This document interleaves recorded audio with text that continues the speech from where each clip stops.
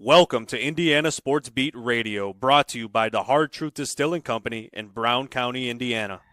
So for the thousands in attendance and the millions watching around the world, it's time! 3 on the way. Oh! It went in! It went in! And Indiana wins the ball game! Know your role and shut your mouth, you jabroni! Float game for the win! Ayler's gone. Come on, touchdown, Indy! Woo! IU! America! They got a football team now! It's pretty simple. I win. Google me. You know that I'm the cream of the crop. Now, from the Hard Truth Studios, here's Jim Coyle.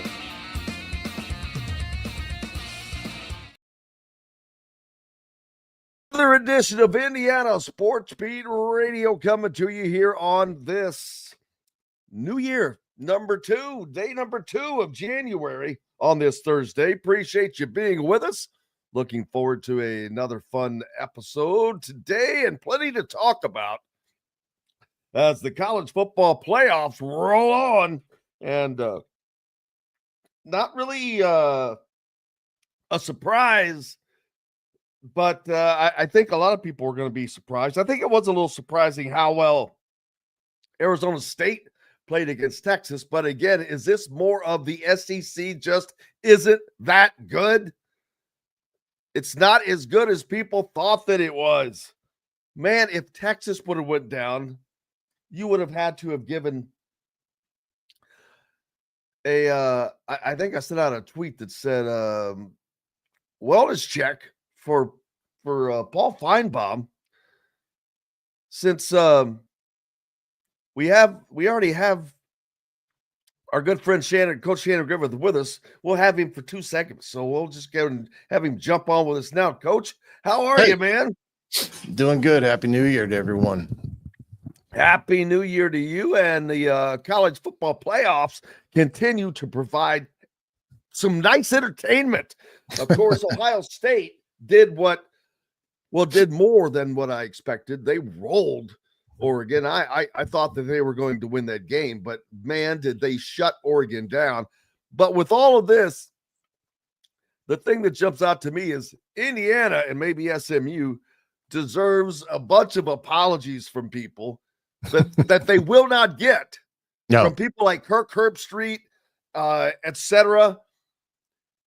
It's a joke how they just blistered Indiana, a team that lost to Notre Dame by 10, yet all these other teams are getting blown out that are supposed to be so much better, and they're not. Yeah, and you could put Arizona's tough loss in that category as well, as it pertains to beating, the Texas game. They kind of got hosed a little bit, but yeah, not a little bit. That's another thing that it was they would have lost that game. There's no doubt, because that would have been a penalty that put them in field goal range in regulation. Right. It would have gave them a chance to potentially win the game in regulation, of course. But I've kind of gone back and studied Herbstreit's, quotes and things of that magnitude, and he kind of flip-flopped on Indiana because he said there at Ohio State when Indiana went down the field and scored, he thought they are a pretty good team.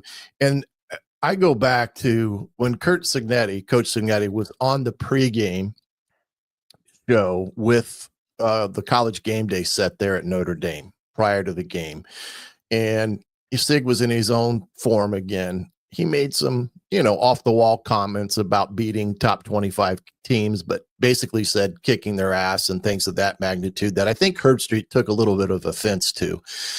And that's when the comment came out after that Notre Dame game about being 11-1 should not be the only consideration as why you're in. Well, Herbie gets lost. He wants to use subjectivity in the metric of picking teams. And you saw what happens when you try to use subjectivity and not use the field as the main emphasis of deciding on who may be or who isn't better than a team, or in some cases deserving, because it does come down to, at some point, wins and losses do factor in to the metric. And Absolutely. No one is looking at the losses. Everyone wants to look at the wins. I really don't care who they beat. I care more about who they lose to. right. And you could say this thing, like Notre Dame had the horrible loss to NIU, and then they ran the table at the end of the year, not to take anything away from Notre Dame, but who they played in their final games of the season did not match the competition that you would expect Notre Dame to play against. But we saw that Notre Dame is a pretty good ball club, and they got some good talent, and and we'll find out tonight or this afternoon on how good they are. But yeah, I agree. Herb Street put his foot in his mouth. That's not something that he does regularly, I guess you could say, other than if you ask the Florida State fans, he kind of did it to them a year ago.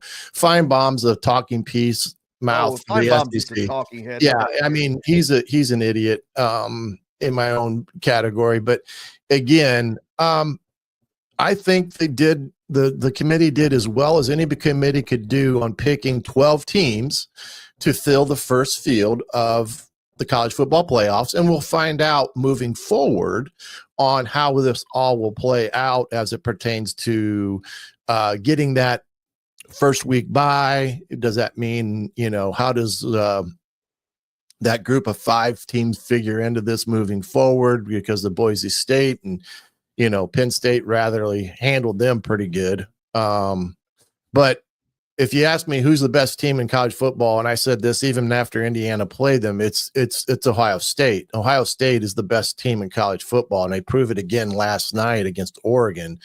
As you saw how scary they are when they're rolling on both sides of the football. I mean, you don't have an answer for them.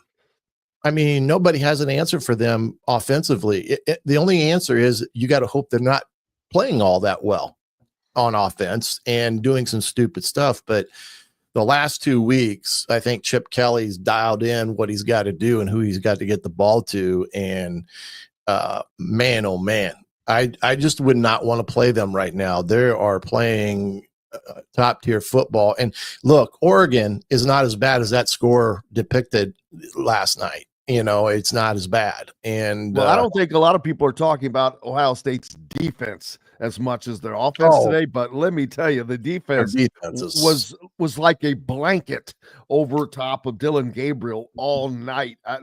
He spent more time on the ground than I'm sure any time this season. But man, every time you looked up, Ohio State was in his face, getting him on the ground, getting to him, pressuring him. It was a marvelous job on both sides of the ball by the Buckeyes. Yeah, and these Ryan Day people that want to crucify him for one game, and that's just it. That's Ohio State. But at the same time, man, like you said, their defense between the last 2 weeks and what they've done to Tennessee and Oregon, who are both prolific offenses. Oh man. I mean, it's scary. Like I said, I would not want to try to line up and play them right now because there's no weakness to attack. It's just that they're that good of a football team. And I just don't, when they're playing like that, nobody's going to beat them. Their true talent has come completely full circle in terms of what they spent in the portal a year ago and what is performing on the field right now. It's just a great spectacle to see when you're rolling. And, we saw some of that with Indiana this year offensively when they were in sync and rolling offensively. Not too many defenses had the answer for them. So it's been an interesting component to watch. I'm interested to see how the Irish play against Georgia. That should be a good game. Unfortunately, it's under a cloud of, that black cloud of what happened there in New Orleans. Yeah, and that deal that is. Yeah, I don't know how many fans were actually impacted. Of course, at 3 a.m, hey, you don't never know how many of those people were or were not out at that time. But that whole scene was just a very sick scene to see, and how they allowed that to occur on the most busiest street in New Orleans, especially on New Year's Eve, is beyond me how that guy got to where he got. But they did the right thing in moving it back a day. I think that was appropriate. It'll be interesting to see here at 4:00 this afternoon how that all plays out. And I think as college football fans, we've been treated to a really good college football playoff lineup, and some of the bowl games have been astounding. Hats off to Michigan and what they've been able to do here the last few weeks of the season, man. They were going south and nowhere to go, and they've all of a sudden resurrected their vision and everything else. So it's been a treat to watch some of these games and how they've played out, and some of the kids that have had great success. And gotta like Scatterboo. Gotta like that kid. Scatterboo! Scatterboo's a tough SOB, let me tell you. He almost threw 4, ran 4, and caught a touchdown yesterday. He threw a touchdown pass. He ran for a touchdown pass. He caught a long pass that ended up not getting into the end zone, but was like 40-something yards. Yeah. He's a grinder, man. He's a grinder, no doubt about that. Fun to watch him play. And Big Ten now.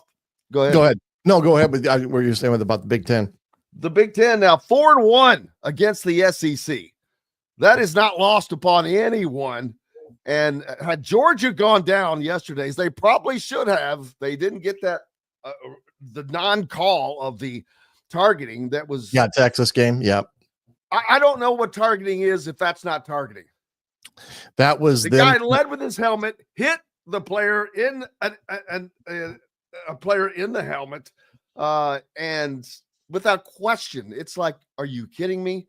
Yeah. In any other game, you all call that without even hesitating, but now they won't call it, and that changed the game without question to me, because that would have put them in field goal position. They could have gone down and kicked a field goal. They have to hit it, but that's it. And that game would have ended in regulation. Yeah, there's got to be some explanation on that one. Because if that's not targeting, then I don't think there's a clear enough definition for targeting in my humble opinion, and that he should do away with the rule. I think that had everything to do with that person in the replay booth that was watching that play did not want to have, kind of tip the scales one way or the other in a game. Well, he did, and ultimately in the wrong decision of it going into the overtime period, because they were lucky they went to overtime. That kid from Texas missed 2 field goals that he rarely misses. So it's been there hasn't been there's been its fair share of controversy, of course, both on and off the field, and it's going to it'll continue to be a talking point. But again, we've been treated to some great football here at the end of the year. I just wish more players would not opt out of the bowl games too, as well. I just don't understand. You have very little, if nobody, opting out of the college football playoffs. And all these guys. Yeah, go ahead, buddy. If you got to go break. Let's just take a quick break. When we come back, we'll continue that about opt-outs, and which I don't think we saw as many this year. No, not as many. We'll talk about that and plenty more. Coach Shannon Griffith's with us here from the Hard Truth Distilling Company studios. Indiana Sports Beat Radio rolls on. Back with more right after this break. At Ben Davis Chevrolet and Ben Davis Ford in Auburn, we're your one-stop shop for all of your automotive needs. We have the area's best selection of over 300 vehicles, including new cars, trucks, vans, and SUVs. Plus a huge selection of pre-owned vehicles in stock. And if we don't have what you're looking for, we'll find it for you. We also have top-of-the-line service and parts, plus a collision repair center, and we're competitively priced on everything. For sales, service, collision, parts, and more, we do it all. Come see us today or visit us online at BenDavisChevrolet.com and BenDavisFord.com. Enjoy healthy, delicious meals at home without the hassle with the Fresh Fork. Chef-curated, ready-made meals delivered right to your doorstep. Proudly fueling IU athletes and now available to you with a menu that's always fresh and diverse, from hearty proteins to fresh salads. The Fresh Fork empowers you to make better food choices without compromising. Let the Fresh Fork help transform your lifestyle for a healthier way of living today at thefreshforkonline.com. Use promo code RADIO20 and get $20 off of your first order. Country living is just a swing away. It can be hard to find the exact home that fits your family's needs, so there couldn't be a better time to build a new home with Property Shore Construction. Now building exclusively south of Bloomington within the Stonecrest Golf community. Choose from one of the gorgeous Stonecrest Signature Series house plans. We have several lots available with scenic views of the golf course. Contact Amy Rhoda with Revesco Real Estate for additional information. 812-583-0919 or go to mystonecrestliving.com. Ugly Grouper, located on beautiful Anna Morale in Florida, is the place to be, and not just because they have unforgettable meals, including locally sourced seafood. The Ugly Grouper has your favorite craft beers and cocktails, along with live music every day. The Ugly Grouper is family-friendly, able to host private parties, and has the biggest grouper you've ever seen. The Ugly Grouper is the place to be on Anna Marie Island, Florida. Tell them Indiana Sports Beat sent you. Go to theuglygrouper.com for more information. Located on 325 acres in beautiful Brown County, Indiana, Hard Truth Distilling Company is the biggest and the best craft distillery around. While Hard Truth is already known for producing internationally awarded whiskeys and spirits like Hard Truth's sour mash bourbons, sweet mash, and hard road ryes, as well as their cinnamon vodka and the always popular toasted coconut rum. Hard Truth Distillery offers so much more. With a full-service restaurant, ATV, and distillery tours, as well as live music, you can spend an entire day at Hard Truth Distillery while making your entire family or group happy. And that's the Hard Truth. Hard Truth products are available across Indiana, as well as many other states. So no matter where you shop, if they don't carry your favorite Hard Truth product, tell them you want the truth, the Hard Truth. Hard Truth Distilling Company encourages you to enjoy all of their products responsibly and to never drink and drive. Welcome back, Indiana Sports Beat Radio, here on the second day of January. Happy New Year to everyone. Coming to you, of course, from the Hard Truth Distilling Company studios. Coach Shannon Griffith with us, as always. And man, that was quite the games yesterday. Mm-hmm. And I just want to hear Kirk Herbstreit say that Oregon, they didn't belong. They didn't belong. They allowed 500 yards by Ohio State. 500. Indiana held them to 316, and that was giving up 49 yards on 2 plays. All right. So they should have held them under 300 and nearly did. But what it's just mesmerizing to me how people went off on Indiana. Secondly, the thing that people are not keeping into consideration, the gigantic advantage of playing these games at home. Oh, yeah. Take any of these games and put them on home fields. Do you think that Arizona State has the chance that they had at making that comeback if that game is played in Austin? I don't think so. Right. I think that every one of these games, if you notice the first 4, all home teams won. Well, it's a pretty difficult situation when you put them in there. And while everyone seemed to love the home games from the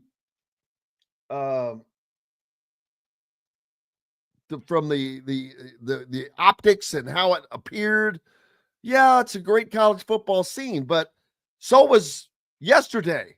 So were yesterday's games. And you know why? They were neutral. I think that if they're going to keep the home fields, that you just have to split the tickets at a minimum. And there's no going around that. But yeah, I'm not going to forget about the home field advantage because it is gigantic. It matters. It matters a bunch. Yeah, I mean, those games essentially were play-in games, kind of like what the NCAA does with that last spot. They have that play-in game, and those games that, started the college football playoffs were really kind of the play-in games to get to the bowl neutral site games to, for that next round. But it, again, the home field advantage is a definite positive for the team that's hosting, especially like a team like Notre Dame or even Ohio State. I mean, Tennessee was able to gobble up tickets, but I'm sure they paid a boatload to get those tickets away from, the people that were selling them, or, season ticket holders that weren't going to go because of the weather. But I don't know how they handled that as it pertains to having availability and stuff, but it is definitely an advantage. Penn State, it was an advantage for against SMU. You can just go right down the line on how big of an advantage that was. Texas. So it's, it's a definite unique experience with all that. And then moving to the bowl category like they have now has been a unique experience as well. And it will continue to be, but it's just been I think it's been a fun time. And, like I said, I think we're seeing less and less of the guys opting out of games. I think some of that can be handled by NIL, saying you have to play all games. That's one way of controlling that, because you don't see them opting out in the college football playoffs. There's no difference. Yeah, you're playing for maybe what you call a national championship, but at the same time, it's a game that you risk injury in no more than or no less than you regularly were. So I don't buy this opting out BS anymore. But you got too many chiefs in the decision-making process with agents and things of that nature. But the way you handle that in NIL in this day and age is you have to put a rider in there that says you must compete in all games unless injured, or you forfeit money back, or however you want to look at it. I don't know how that's not already the case, but I will say that there were, I think, a ton more non-opt-out this year. I mean, Shedeur Sanders, Travis Hunter, those guys could have opted out, but I think part of that was Dion saying, "Hey guys, we need to win this game," optics and all that. And but I'm glad to see it, no matter what the case is. Yes, they absolutely. NIL should absolutely be tied to you completing the season whenever that is. Without as well question. as profit, as well as what we move forward with this profit sharing and what schools may ultimately end up paying, individual kids and such as that goes. But I thought it was a great statement by Dion to have that be the forefront, because here's a former NFL player, made a lot of money, and he had no part of this excuse about opting out because of the NFL. He thought that was a total BS move, and that's why those kids played and such. So, but it's been fun, man. And as well as this portal action that the Hoosiers have been able to partake in, again, pulling some, rabbits out of the hat has been truly remarkable to see what Coach Cignetti and staff have done. And, getting Fernando, who was, I think, the third best quarterback in the portal at the time. He's a unique quarterback. It's going to be different than what Rourke was. It's going to be a little bit more utilization of him in the run game and the pass game and moving the pocket, which I think Indiana needs. I think they need a quarterback that can move and not be a stationary target in the passing game, and then have the threat of the quarterback run as well with what he brings to the table. Because he has all of it, and he is fast. I was watching tape of him the other day, and that kid is fast. And for a big, tall kid like he is, there's a bright future with him and the new coach that's coming in with the NFL background. And I think it's awesome that they've been able to do that. They got the Wheeler kid from the DT from Western Kentucky that I think is going to be a really good player for them. him be the running back, my goodness. I mean, him and the BB kid from UAB, I think, are another big time talent. How about Lewis Moore coming back from Ole Miss? He's a kid that was a pretty big part of the defense in Tom Allen's last year, leaves for Ole Miss, and now he's coming back and coming back to Indiana. That one to me was a little interesting. How about you? Absolutely. And the bigger thing to me is Indiana is losing very little to nothing through the portal. Some of the guys that have entered the portal, I'm like, who? Mm-hmm. And that's been the most amazing thing to me is the lack of losses via the portal. And they have added the pieces. I think I'd like to see them add a few more offensive linemen. That's a hard thing to find, really, really good linemen, but they've added a little bit of everything. Like you said, they added they may have upgraded at quarterback. This is nothing against what they just did, but Fernando Mendoza is he threw for 3,000 yards. He got sacked 41 times. Yeah. And still threw for over 3,000 yards. This guy, he's got 2 years left. He's going to throw for a bunch of yards in this system. And I think that the offense might have gotten just a little bit better. If they can shore up that offensive line, they are right back to where they were this past season and maybe better next season. Yeah, well, like I said, he is a different quarterback from the standpoint is that he can move in the pocket and he's a threat to run it. Curtis's problem was he was not a threat to run the football. But Fernando doesn't run the ball a lot. That's he didn't have a ton of yardage. He can, no doubt, like you're saying. Yeah, right.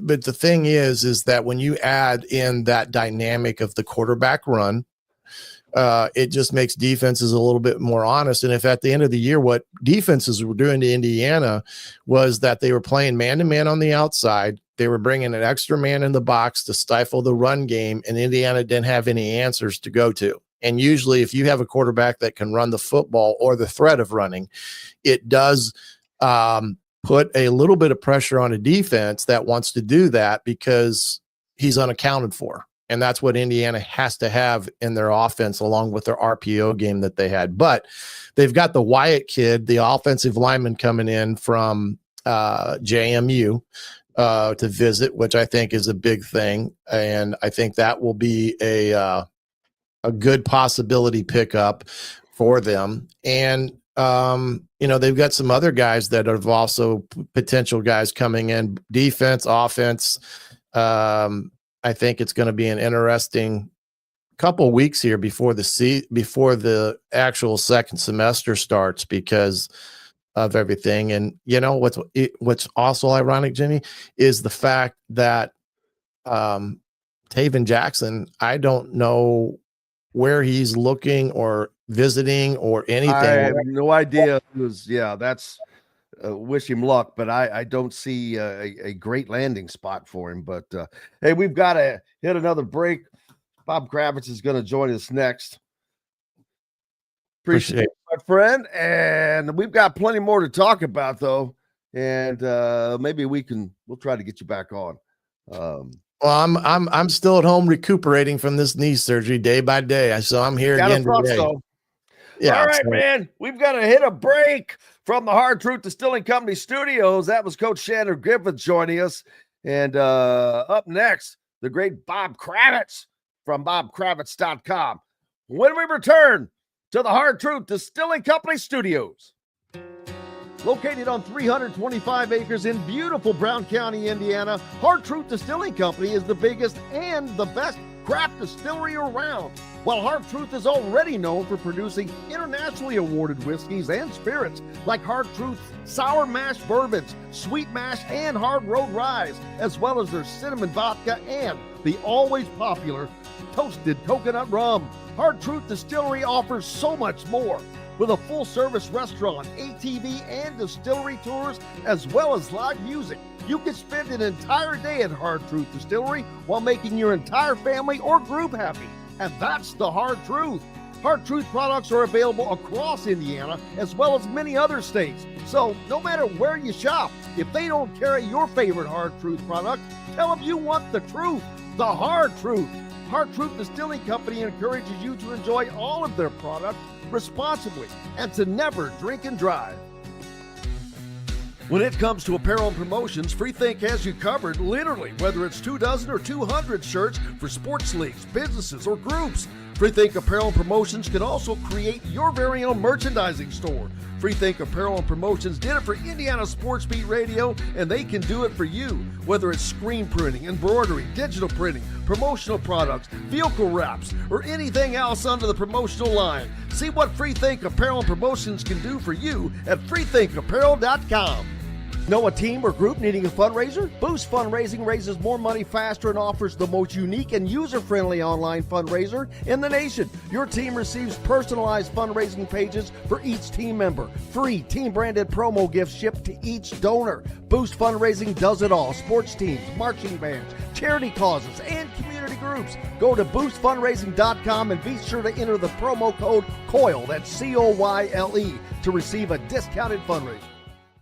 If you're looking for a home in the Indianapolis area, you need Cheryl Sizemore from RE/MAX Advanced Realty. Cheryl Sizemore has over 2 decades of experience, and that could be the difference in getting the home you want in today's tough housing market. Reach out to Cheryl Sizemore from RE/MAX Realty at Cheryl@IndyHomePros.com or 317-701-0838. 317-701-0838. Let Cheryl Sizemore help you find the home you want today.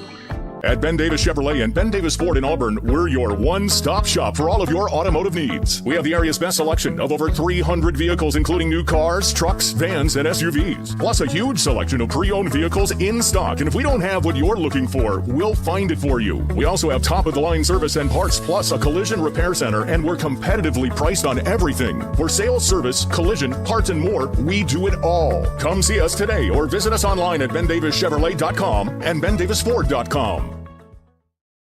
Welcome back to the Hard Truth Distilling Company studios on this Thursday. Happy New Year and happy everything. It's Bob Kravitz from BobKravitz.com. Well, that just sounds like your own show. It's Bob Kravitz. The Kravitz and Eddie. I love it. Back in the day. You see the hat? I see the hockey hat, man. Where did you find that? Or is that I've been looking forever, and I mentioned it in passing one day, and my daughter then was on a mission from God to find a hat.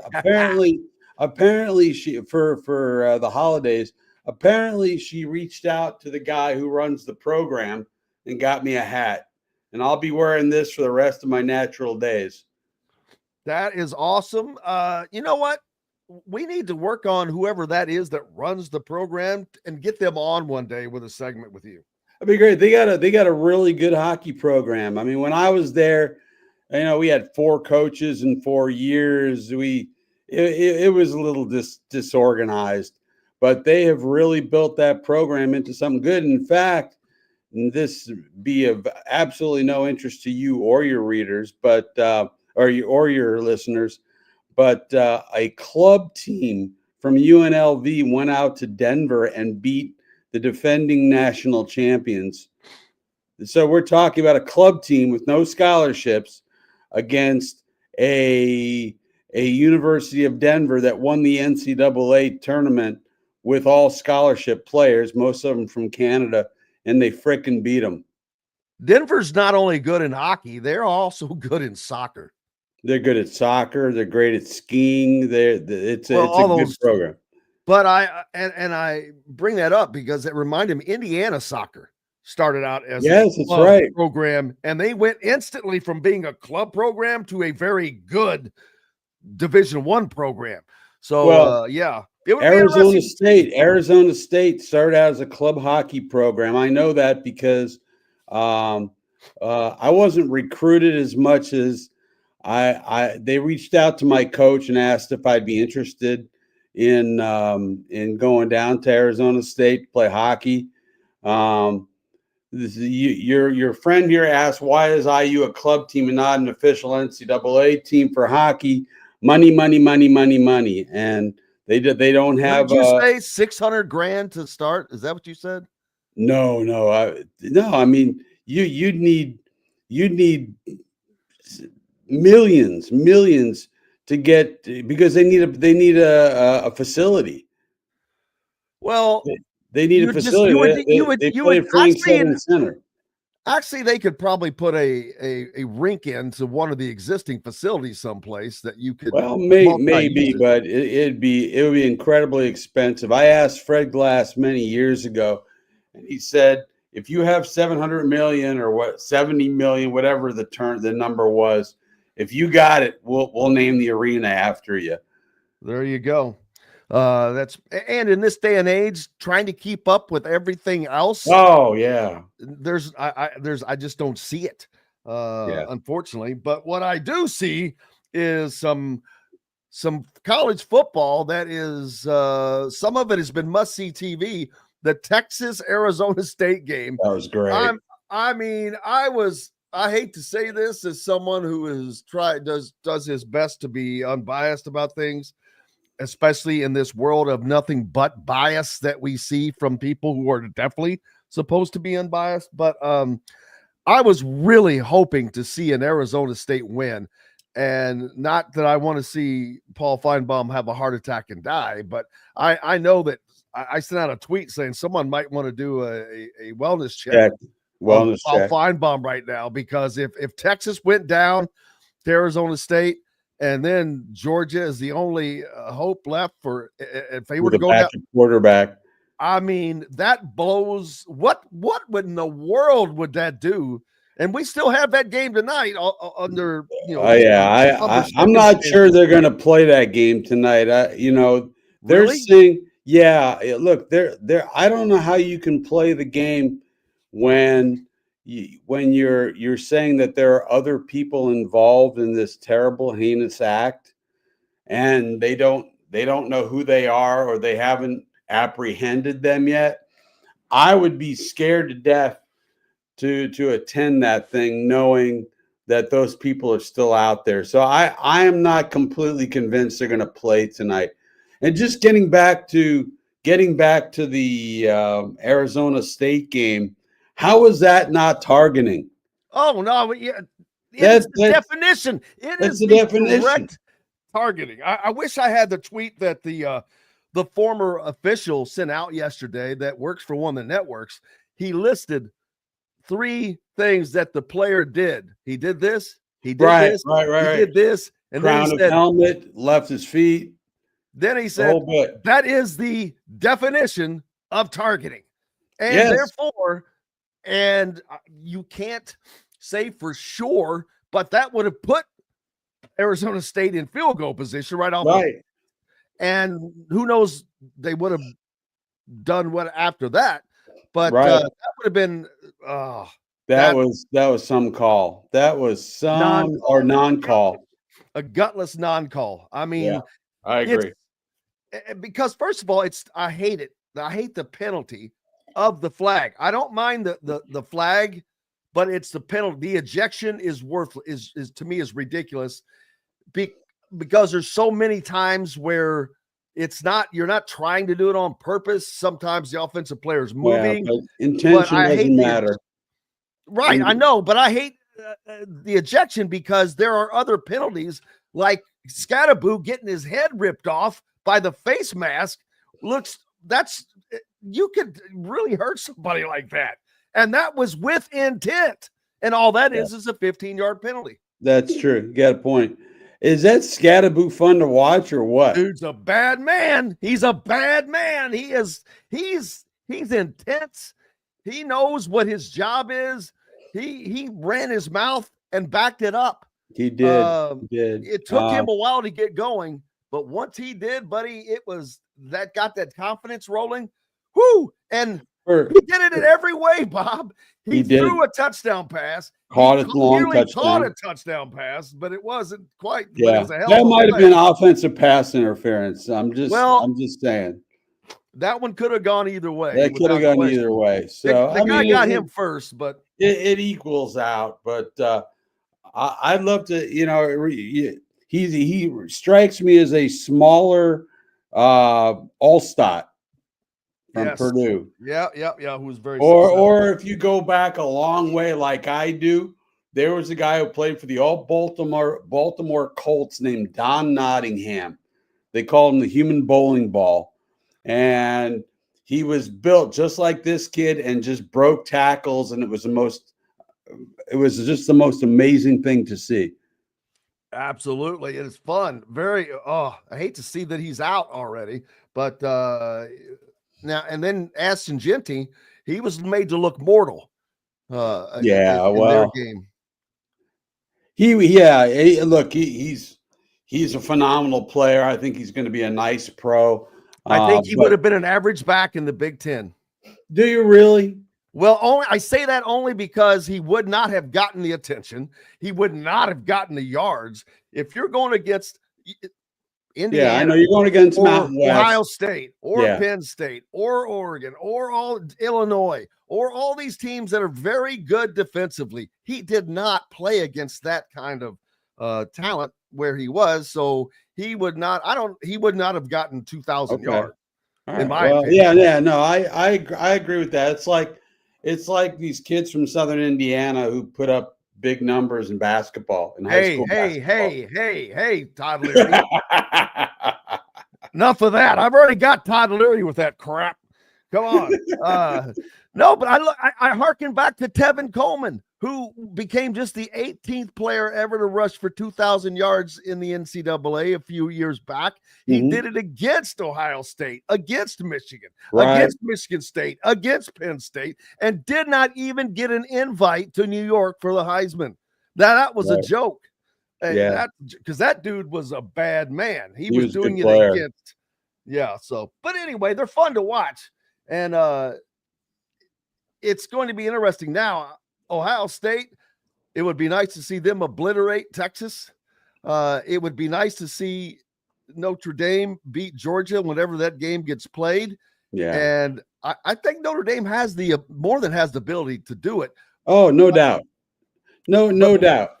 Before I get to that, I think as much as everyone seemed to enjoy the home games, Bob, in the first round, I think that it's one of two things. They either have to be eliminated or you have to go to a 50-50 ticket split, because there's no way you can give that kind of advantage. And it was an advantage. All four of those teams win. Then you look at these games that were on neutral fields. Well, you got a great game between Texas and Arizona State. You look at Oregon, who had beaten Ohio State, and they get obliterated on a neutral field because they won on their home field. Home field advantage is huge in college football, and that's got to be changed in my mind. If they're going to keep them, they've got to split the tickets. Yeah, it was crazy. I had a lot of people from Indiana asking how to get tickets to Notre Dame, and they just got shut out. I mean, you had to go on the secondary market. Yeah, I mean, I thought there was a smattering of red up at South Bend, but clearly, I mean, a smattering. That was about it. But you play for the home field advantage. So I don't know. I there's a lot of things I'd like to see them change. Like I'd like to see them reseed the whole thing 1 through 12. I think actually the seeding needs to match the rankings. Period. Right. Yeah. Because had that happened this season, Indiana hosts a game, but they host a game against, say, Boise State. I think the games would have been better, period. Probably. The first round games. Yeah. But especially get rid of the freaking, they're not going to get rid of them because everyone seemed to really like them. But the NCAA tournament does it, and it's great. I don't like the home field advantage. It's great because you don't have to rent a stadium, I guess, per se, but it gives too much of an advantage, and it tilts the playoffs more than anything else, unless you split the tickets. If you split the tickets, I'm cool with it. Yeah. Yeah.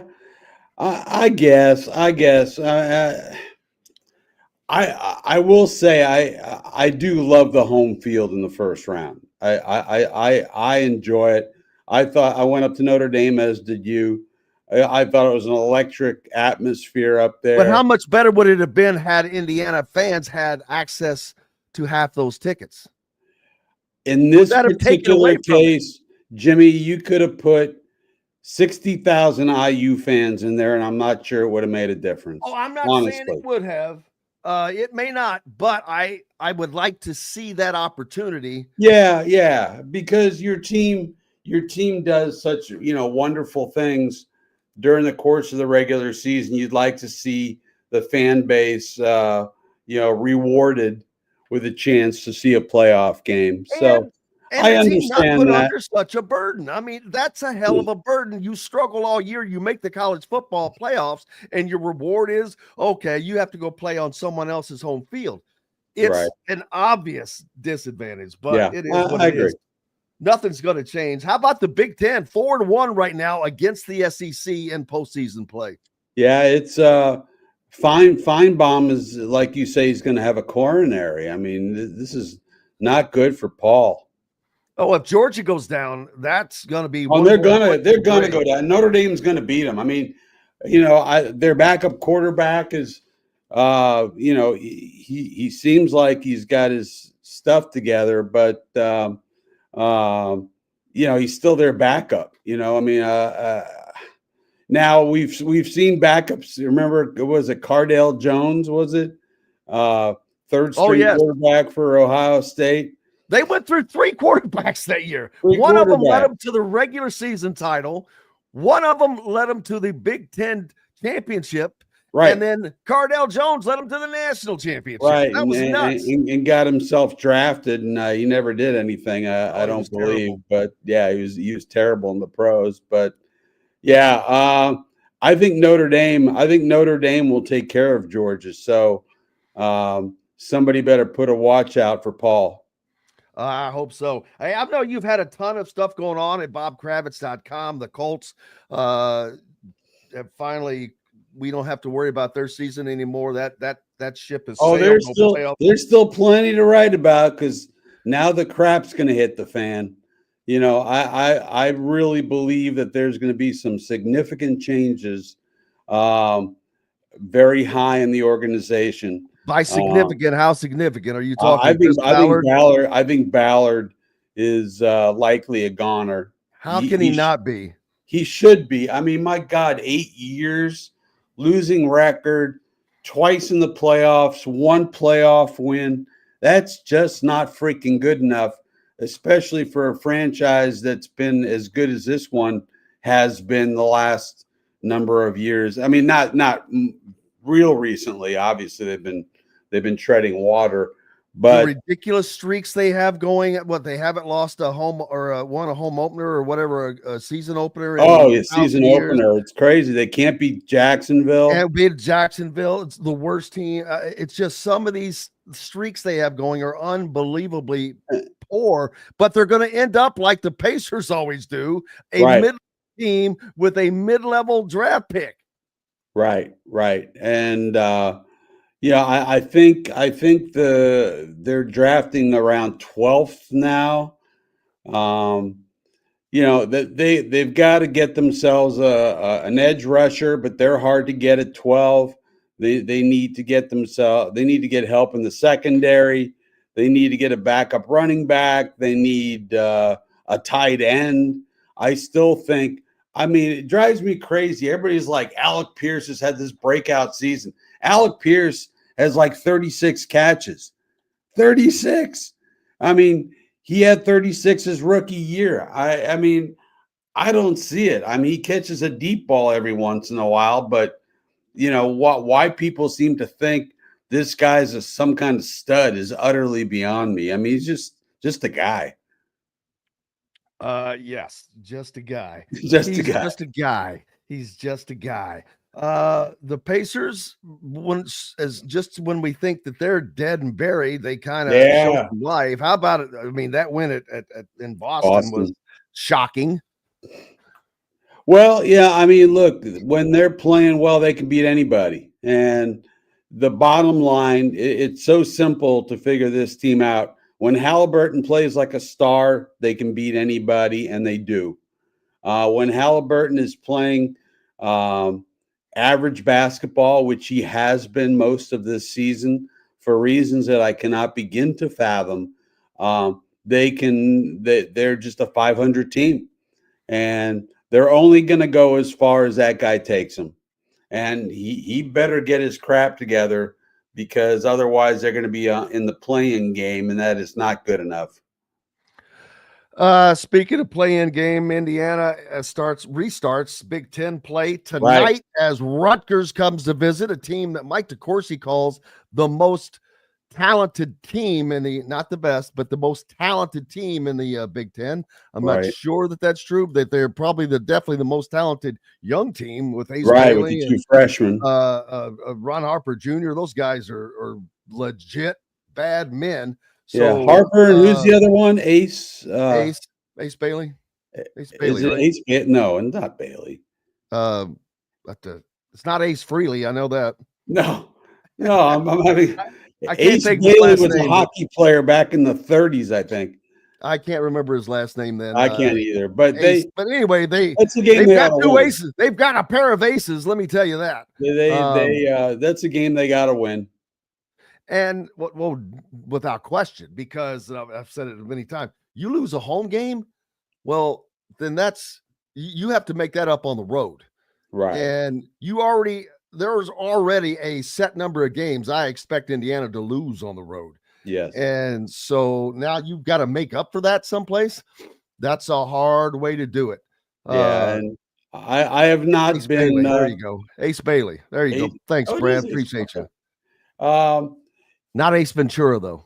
No, not Ace Ventura. No, they didn't do anything in the non-conference that gives me any good feeling. I mean, they beat. I mean, it was just blah. I still think there's a ton of talent there, and of course, there's a lot of talent. And this thing with Ballo. I mean, obviously he got suspended for a game. That's another thing. That should be tied to NIL. You miss games, you lose money. If you miss games, not because of injury, but if you miss games because of stupidity or breaking rules, bam, it's to start costing you. That happens. There are no repercussions for these guys. No. This should, if you're going to be like pros, then be like pros. Absolutely. Treat them like pros. If an NFL player gets suspended for a game, he doesn't get paid.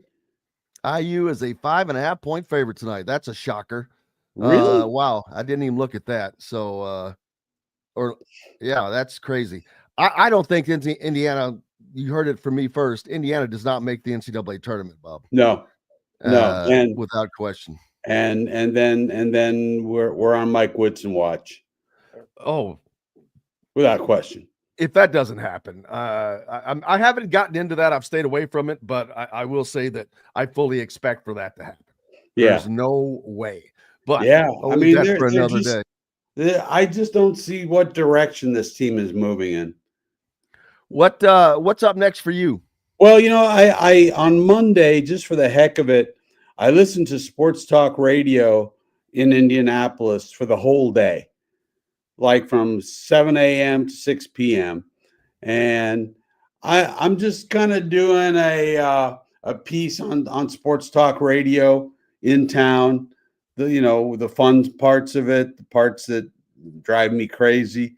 So I'm going to write that sometime this week, I believe. And we've got IU and Rutgers tonight. I might jot down something after that game. So we don't have an Indianapolis affiliate. You don't. Except for YouTube, which it's our biggest affiliate actually. Oh, is that right? Yeah. Oh, without question, it is. My daughters kept telling me to do a YouTube station, and I said I don't know how to do that. Well, you know what? It's, I'll show you one day. You can do it right through here, and it'll be easy. I'll set you up. All right. Bob Kravitz from bobkravitz.com. Make sure you're a subscriber and a follower. He keeps up with everything like we try to do, and you can find him here each Thursday. Appreciate you, brother. Appreciate you, man. Take care. Happy New Year. Happy New Year. We've got much more coming up from the Hard Truth Distilling Company studios right after this break. Andy Moore Honda is Bloomington's #1 Honda dealer for a reason. Buy a new Honda and get a 3-month break from car payments. That's right, no payments for 90 days. That includes the all-new, all-electric Honda Prologue, and you get it for just 0.9% financing. Or the 2024 Honda Ridgeline Black Edition or the Honda Accord LX, both for just 1.9% financing. Get more to your door from AndyMooreHonda.com, Bloomington's #1 Honda dealer and your best place for new and used vehicles.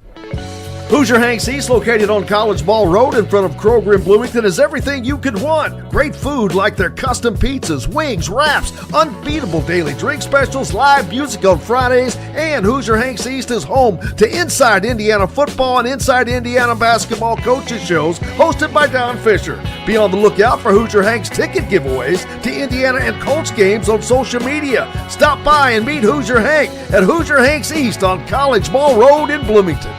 Hungry for something a little different? Well, head to the Rusty Gator Fork and Ale in Bedford, where oceanic flavors meet Southern charm with a Cajun flair, like their loaded voodoo fries, gator bites, or jambalaya, and so much more. The Rusty Gator also has live music each Friday and Saturday night with some of the best local and regional artists around. Visit the Rusty Gator Fork and Ale in Bedford and get your Cajun on. If you're looking for a home in the Indianapolis area, you need Cheryl Sizemore from RE/MAX Advanced Realty. Cheryl Sizemore has over 2 decades of experience, and that could be the difference in getting the home you want in today's tough housing market. Reach out to Cheryl Sizemore from RE/MAX Realty at Cheryl@IndyHomePros.com or 317-701-0838. 317-701-0838. Let Cheryl Sizemore help you find the home you want today. Located on 325 acres in beautiful Brown County, Indiana, Hard Truth Distilling Company is the biggest and the best craft distillery around. While Hard Truth is already known for producing internationally awarded whiskeys and spirits like Hard Truth's sour mash bourbons, sweet mash, and hard road ryes, as well as their cinnamon vodka and the always popular toasted coconut rum. Hard Truth Distillery offers so much more.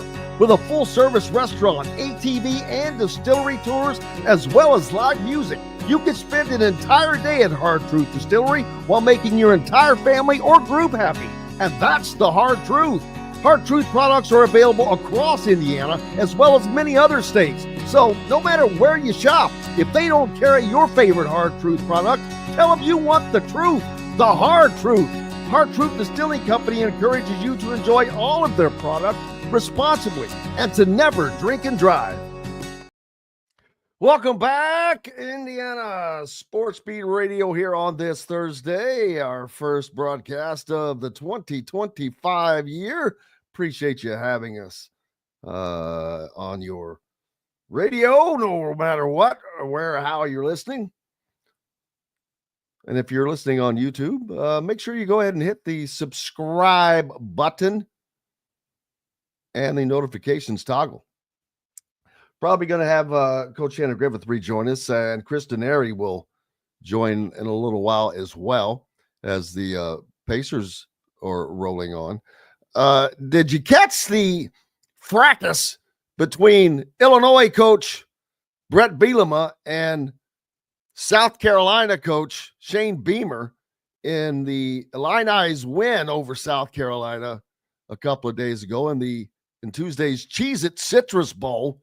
Illinois won that game 21-17 to take another Big Ten win over the SEC. But there was a point where Shane Beamer gave what is called a T signal, where you just stick your arms straight out from your shoulders, creating a T. He did it to, I don't know, his bench, their bench. And generally that is considered a sign for a fair catch, an impending fair catch. And Bielema has said that T-bar is an unwritten philosophy in coaching meant to signal fair catch or a touchback on a kickoff to the opposing team. Moments before the on-field altercation, South Carolina made that T-bar signal and proceeded to lateral the ball, leading to a 25-yard return by Nick Harbor. Bielema said that he first learned about the T-bar signal while coaching in the NFL as a way of limiting risk or injury on kickoffs. There's nothing illegal. They didn't do anything illegal, but it put us in a position that the ethic of what that is got evaporated because our kids stopped running, Bielema said. He also added that Beamer's a good person, that the signal wasn't toward him, but their whole damn sideline. I just wanted them to understand that I know what just happened, Bielema said. There's nothing illegal. There's nothing wrong. I've just never seen it done in any level of college football. And what he meant by he wanted them to know is he had an injured player, and when he walked out to attend the injured player, he looks towards the South Carolina bench and does the T signal real quick in kind of an emphatic fashion, which for whatever reason that set Beamer off.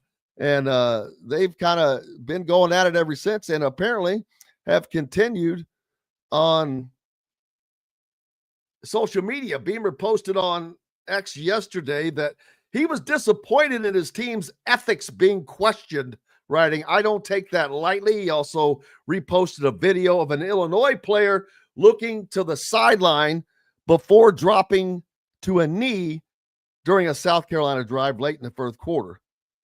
"Unethical looks like this," Beamer wrote, along with our running back getting his helmet ripped off at the same time. So, yeah, they're just going back and forth. Child's play. But it's all fun to watch, man. Ashton Jeanty is still the number one ranked running back ahead of the upcoming draft. The leading wide receiver, Travis Hunter from Colorado. The thing that you'll notice, that I notice, Indiana does not have players listed in here. And as I'm going down through the list in different positions, I see Georgia, I see Michigan, I see Georgia, I see Penn State, Texas, even Arizona, Missouri, Colorado. Indiana has to start either producing or landing NFL type players, not at every position, but specifically on the offensive line.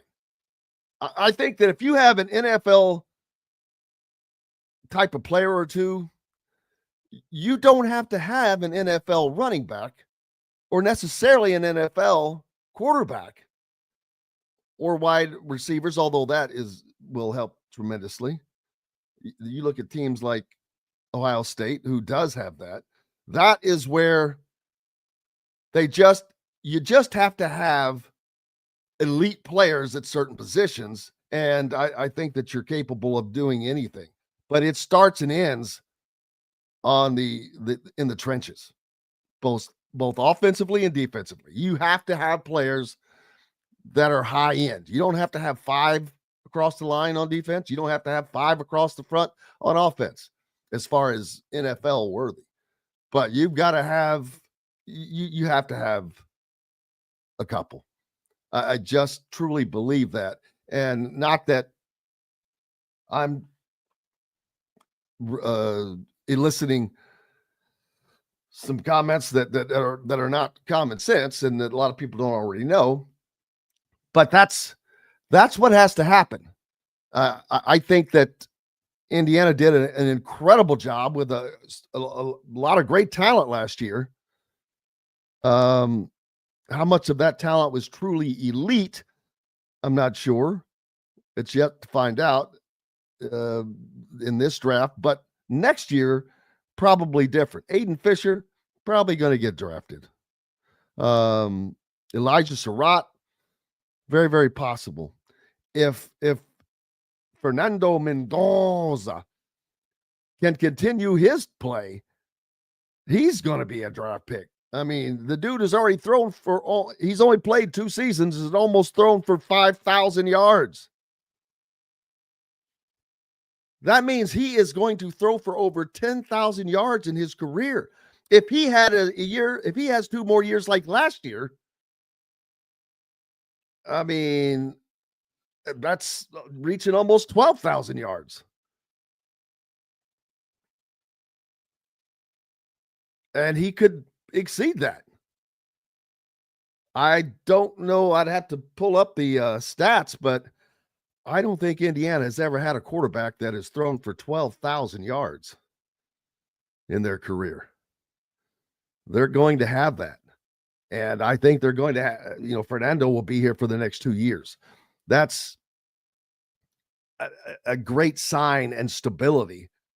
He's not going to go anywhere, especially now that Indiana has Whittemore as the newest coach that they added.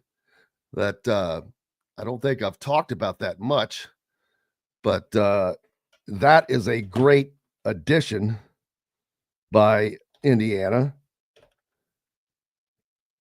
I'm trying to pull that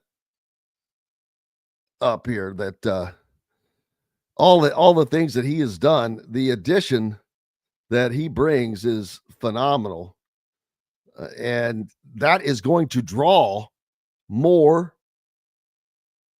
and more talent, because I think it was a huge reason why they were able to land Fernando Mendoza, but also there were other things that went into that. I'm sure he talked about talked to his brother about it and found out, hey man, this is a great place. You can win there. The teaching is great. And with the addition of the coaching, look at the coaching they have. You just saw, was it who? Trying to think of the award, where the award offensive coach of the year went to Mike Shanahan from wasn't Pro Football Focus, but I'm trying to remember who it was. But anyway, you also have Brian Haynes, who is a finalist for a coordinator of the year. That's the big trophy. So they're coaching, and then of course Kurt Signetti.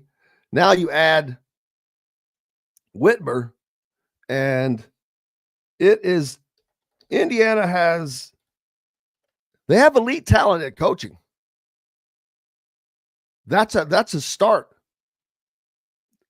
Chandler Whitmer, he becomes the quarterbacks coach, offensive coordinator. He's already worked with guys like Justin Fields, Trevor Lawrence. Not too bad. He tutored Justin Herbert. He's one of the best, one of my favorite quarterbacks in the NFL. He developed Michael Penix Jr. in Atlanta. We're worked with. He said he's fired up to join Kurt Signetti. That's a great get. I mean, that is a humongous grab for Indiana. What they did this past season in such a short amount of time was tremendous, and the future is incredibly bright. I am excited to learn from everyone, bring some things from my experience, and develop the quarterback position. This is gigantic. But Kurt Signetti said it. They appreciate everything that Tino Sunseri did, but we'll move on. And we'll move up. And damn it, if they didn't, they got better. That's something, and I hate to say this from versus Tom Allen, but he had Kalen DeBoer and Kane Womack as offensive and defensive coordinators. And when those guys left and went away, boy, not only were the replacements not even on par, they were not so much Nick Sheridan. He probably caught more grief than he should have, but defensively, they took a step down next. Then after Nick Sheridan was let go, because they didn't let go of the freaking offensive line coach, Darren Hiller, in time to save Sheridan's job. But then they really took steps down. Walt Bell was one of the worst hires. That was just horrific. But Whitmer spent the past 4 seasons in the National Football League with the LA Chargers for 2 seasons as an offensive quality control assistant, and the Atlanta Falcons in the past season as the pass game specialist. In both roles, he worked primarily with the quarterback position. He got started in coaching at the collegiate level with stops as the GA at Yale, Ohio State in 2019, then to Clemson. He made college football playoff appearances with both of those teams. So he has great experience. This is a guy who is trending to being a head coach one day, and Indiana has caught him on the way up. Now, how long they can hold on to him, I don't know, because I'm not sure I see Mike Shanahan leaving anytime soon, but that's always a possibility if he wants to become or wants to be a head coach before Kurt Cignetti leaves. I would imagine that both Mike Shanahan and Brian Haynes would like to be head coaches. But sometimes people are happy in the position they're in, which would only be incredible for Indiana. Head over to the Russell asking, are they head coach material for some other power team? If you're asking about all the people I just talked about, I would think, I don't know that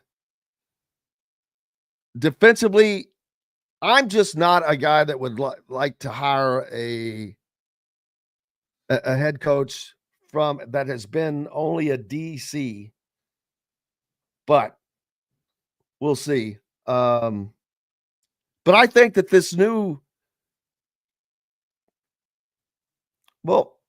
let's go ahead and get Denari on. Chris, I know you're traveling, brother. I appreciate you taking the time to join us.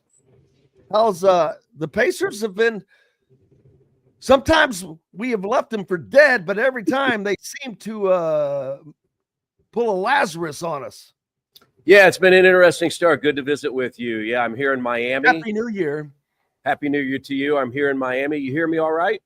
Oh, absolutely, brother. Okay, perfect. Yeah, I'm here at Kaseya Center in Miami. The Pacers will have a shoot around here in about 10 or 15 minutes. First game of 2025.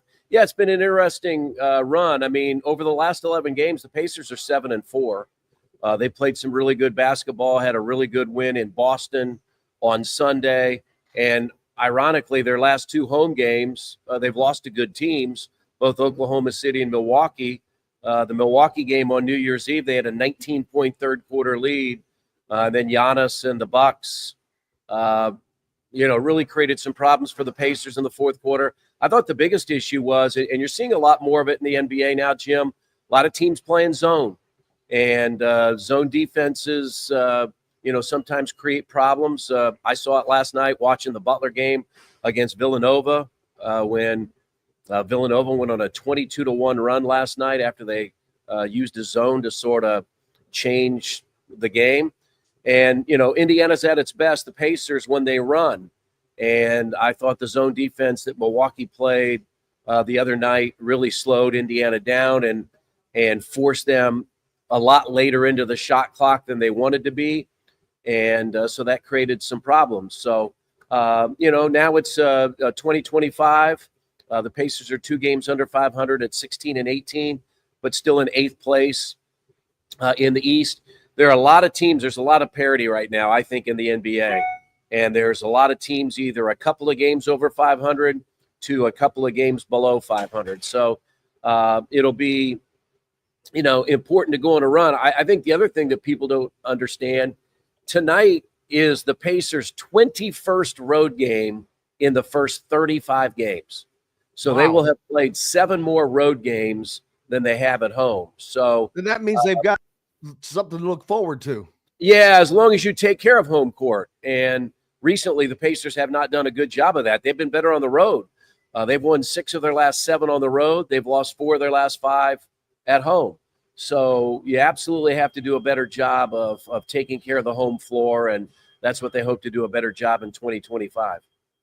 Tonight, Thomas Bryant returns as a piece of the Pacers now, as opposed to being on the Miami Heat. It's kind of an IU reunion there with Thomas. And you know who I'm thinking of. Yeah, Khalil Weller. He had his best game as a pro last night. He had 10 points. And I think that's one of the reasons that Thomas became available for the Pacers is you have Khalil Ware, who is, backing up Bam Adebayo and gives them, a presence. But the Pacers were thrilled to get Thomas. And I can tell you, Jim, I've done a number of interviews now with Thomas, and he is thrilled to be back in Indiana. And he's really given the Pacers something that they didn't have when they lost their 2 backup centers to Achilles injuries. Remember early in the year, James Wiseman tore his Achilles in the first game of the year. And then about 4 or 5 games later, Isaiah Jackson tore his Achilles. So the Pacers went a while without a true backup center. They had Moses Brown, who they got out of the G League. But then when December 15th came, that's when you could start orchestrating some trades. And the Pacers were able to acquire Thomas Bryant. And I think he's done a nice job. He brings a lot of energy. He knows a lot of the guys already on the team. And he told me, he goes, man, I feel like I'm back home. He had a great 2 years while he was at IU and Bloomington, and he's really thrilled to be back in Indiana with the Pacers. What was the first game he appeared in or was available for? Yeah, it was back on December 15th. So the Pelicans home against New Orleans? Yes, exactly. That was, you're right, because those were the 2 games that were added, the Philadelphia game on that Friday the 13th, and then the Pelicans game on the 15th. Those were added. Remember, there were only 80 games on the schedule because of the NBA Cup, and when the Pacers didn't make the quarterfinals, then you get 2 games added. But yes, he's played 8 games, so his first game was the New Orleans game back on December 15th. Oh, ironically, they won 4 straight. From the time he joined. Yeah, and so that had they won 4 straight all season? No, that's their best win streak of the year. And like I said, they had won 6 of 8. They're 7-4. They're 7-4 their last 11. When you look at what the Pacers have been doing, I mean, at one point they were 5 games under 500 at 10-15. So this is a team that still has to learn some things about themselves. I think one of the things that helped them was Andrew Nembhard coming back from the injury. When they're able to start the 5 that they're starting right now, they're 9-5. Nembhard has played very, very well. I think Pascal Siakam's probably been the most consistent pacer all year. Tyrese Halliburton has been really good. I think passing the ball, I think you're looking for him to score a little bit more. He was terrific in that Boston win on Sunday. He had 31. The other night he only had 13 or 14, didn't shoot it as well. But this is a team that, I still have great faith in. It's a long season. If you look at it a year ago, Jim, I think it was with 2 or 3 weeks to go in the season, they were 8th in the East, and they ended up 6th and then made that run to the Eastern Conference Finals. So we still have a long way to go. Hopefully 2025 gets off to a really good start tonight here in Miami. Yeah, hopefully so. And they can use that as a turnaround and get things going because it's just been such an up and down season. Expectations were obviously higher, but it's not something that they still cannot achieve because they're even, again, I remember talking about this earlier on, but if you look at the standings, they're not in a bad position at the moment, especially if they can make any kind of a run, they will be solid as far as positioning, but not moving up or down. It seems they're kind of maintaining this spot. And I don't know that adding someone like Thomas Bryant or is that enough? Do they need something more, or do they have the pieces they need? I think I think they have the pieces they need. I think, they're waiting for Aaron Nesmith to come back. That will bolster their depth on the wing. I think it's just playing more consistent than they have. I think the defense has been better. Offensively, they're averaging about 9 points less than they were a year ago, so they're playing a little slower. But I think you're right. If you look at the East, clearly Cleveland's at the top. They've only lost, I think, 4 games. Boston's lost 9. The Knicks are playing really well, and Orlando, with its young roster, is off to a really great start. And then you've got Milwaukee and Miami. They're just a couple of games ahead of the Pacers. Atlanta. So you really have between 5 and 10, you've got about 6 teams that are sort of battling to see who can get that 5th and 6th spot. Terrible injury last night in Detroit for Jaden Ivey. Just a bad leg injury that, we don't know anything yet, but, Detroit's played pretty well as a very young basketball team. But, injuries take their toll on teams. And, it's what we saw last year, Jim, with Memphis. Memphis went back-to-back years where they won 50-plus games. Then they lost literally virtually their entire roster last year due to injury. They won 25 games. Now they're one of the best teams in the Western Conference again this year. So injuries are going to play a role, and the healthier you can be, that's your advantage. Indiana last year only missed 120 total games in 82. They've already missed 150 games this year. They're top 5 or 6 in games most missed due to injury, when last year they were at the bottom of the league. So injuries play a role, and you've got to try to overcome that. Yeah, it doesn't sound good for Ivy, and not to be presumptuous, but when they're hiding and shielding you, and you get stretchered off. Yeah. And he's only 22. That's hard to believe. Man, I cannot believe he's still that young. But I hate, no matter who it is, you hate to see that happen. Yeah. He's just such a dynamic player. I was the voice of the Indiana Fever when his mom, Niele, played, now the coach at Notre Dame. And I remember Jaden when he was in a pumpkin seat on the sideline. We'd be doing shoot around on the road, and Jaden would be there as a little infant. And so I remember a couple of years ago, I went up to him and introduced myself and just said, "Hey, I've known you since you were a baby." And just a super young man. And, we know what he accomplished at Purdue, and you just hate to see, players go down like that. I mean, we saw a couple of players for the Pacers, like I said, Isaiah Jackson and James Wiseman. They will come back from injury, but it robs them of their talents for the time being. So I know we wish all the best to Jaden and his family. Well, I hope you enjoy the 75-degree weather. But of course, I know that you're going to have to. When do you have to come back? I had the schedule pulled up, and we come back tonight, and then we the Pacers play at home against Phoenix on Saturday. And I think I shared with you, and many people know now.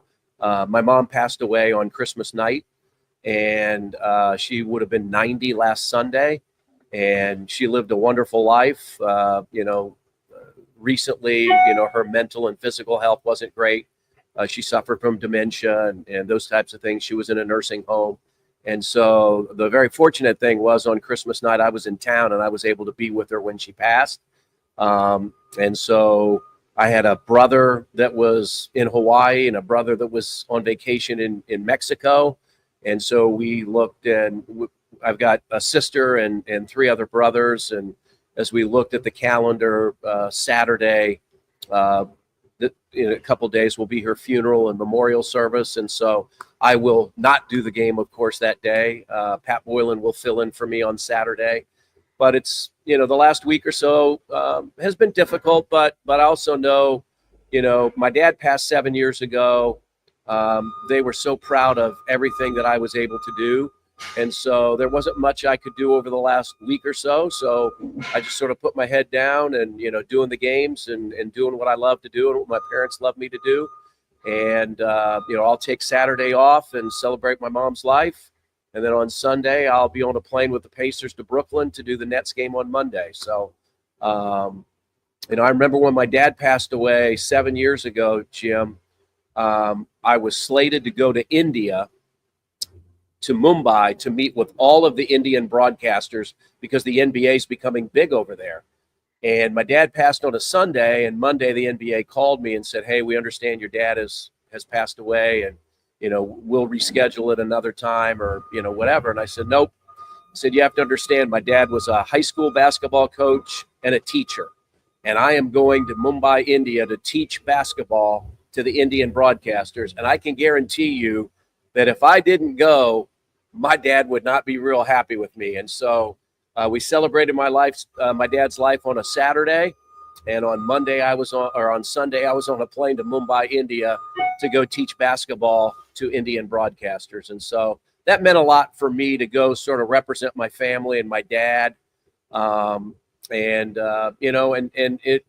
It's the evolution of life. Just 3 weeks ago, we welcomed our third grandson, Eli, into the world. And, then my mom passes away on Christmas night. And so, interesting times, but I'm glad I can be there with my family on Saturday. Absolutely. Thoughts and condolences to you, brother. I know we had spoken about it, but I know that those things are always very, very hard. But sometimes, like you said, the best thing you can do, because there's nothing you can do other than try to get out of that space. And hopefully this allows that for you. And on the positive side, when you get back out of town, you're going to get out of town just in time, because it looks like we're going to get some winter weather. I saw the possibility of 6 to 10 inches of snow coming in here on Sunday, Monday. Yeah, and my wife and I are going to have to talk about that, because on Sunday she is slated to drive to South Carolina and spend a month with our new grandson. Well, she might want to change that to Saturday. Yeah, and we got to figure that out. So, but yeah, it's 75 degrees here in Miami, and then we get back later tonight. Probably 2 a.m. Who knows what the temperature will be when we land? But those are just all the things you have to deal with. Oh, I can tell you exactly. It's going to be about 36 degrees when you land. Oh, that's not bad. That's warm. Could be worse. Could be worse. Could be worse. Well, brother, again, condolences, thoughts to you and Thank your family. We appreciate you for always taking your time to share with everybody like you always do. And you have always been one of the most giving and caring people. We appreciate you, my friend. All right. Thanks, Jim. Talk to you next week. Absolutely. The great Chris Denari, the voice of the Indiana Pacers, joining us here on Indiana Sports Beat Radio. More coming up from the Hard Truth Distilling Company studios. We'll get Coach Shannon Griffith back and rejoin us and talk some more college football once we return from the Hard Truth Distilling Company studios. Located on 325 acres in beautiful Brown County, Indiana, Hard Truth Distilling Company is the biggest and the best craft distillery around. While Hard Truth is already known for producing internationally awarded whiskeys and spirits like Hard Truth's sour mash bourbons, sweet mash, and hard road ryes, as well as their cinnamon vodka and the always popular toasted coconut rum. Hard Truth Distillery offers so much more. With a full-service restaurant, ATV, and distillery tours, as well as live music, you can spend an entire day at Hard Truth Distillery while making your entire family or group happy. And that's the Hard Truth. Hard Truth products are available across Indiana, as well as many other states. So no matter where you shop, if they don't carry your favorite Hard Truth product, tell them you want the truth, the Hard Truth. Hard Truth Distilling Company encourages you to enjoy all of their products responsibly and to never drink and drive. Country living is just a swing away. It can be hard to find the exact home that fits your family's needs, so there couldn't be a better time to build a new home with Property Shore Construction. Now building exclusively south of Bloomington within the Stonecrest Golf Community. Choose from one of the gorgeous Stonecrest Signature Series house plans. We have several lots available with scenic views of the golf course. Contact Amy Rhoda with Revesco Real Estate for additional information. 812-583-0919 or go to mystonecrestliving.com. Hoosier Hanks East, located on College Ball Road in front of Kroger in Bloomington, is everything you could want. Great food like their custom pizzas, wings, wraps, unbeatable daily drink specials, live music on Fridays, and Hoosier Hanks East is home to Inside Indiana Football and Inside Indiana Basketball coaches shows hosted by Don Fisher. Be on the lookout for Hoosier Hanks ticket giveaways to Indiana and Colts games on social media. Stop by and meet Hoosier Hank at Hoosier Hanks East on College Ball Road in Bloomington. Whether it's a night out with the family, after work with colleagues, or catching the game with friends, Bubba's 33 is the place for you. Bubba's 33 offers a mouthwatering menu of selections that are all made from scratch every day. The portions are big, but the prices are small. And with over 50 big screen TVs, you'll never miss the big game. Bubba's 33, pizza, burgers, beer. Ugly Grouper, located on beautiful Anna Marie in Florida, is the place to be, and not just because they have unforgettable meals, including locally sourced seafood. The Ugly Grouper has your favorite craft beers and cocktails, along with live music every day. The Ugly Grouper is family-friendly, able to host private parties, and has the biggest grouper you've ever seen. The Ugly Grouper is the place to be on Anna Marie Island, Florida. Tell them Indiana Sports Beat sent you. Go to theuglygrouper.com for more information. Welcome back to the Hard Truth Distilling Company studios on this Thursday, January 2, 2025. Happy New Year, and welcome back. Coach Shannon Griffith with us on the program.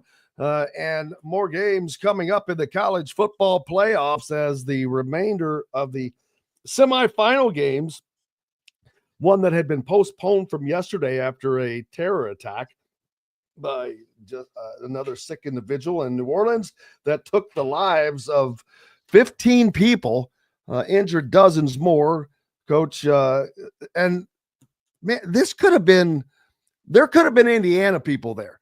Had Indiana beat Notre Dame, they're down there partying, they're down there enjoying the festivities. And I haven't seen where I don't know if any of those that were lives taken were a part of either of the programs. I did see a former football player from neither team was down there and was one of those killed.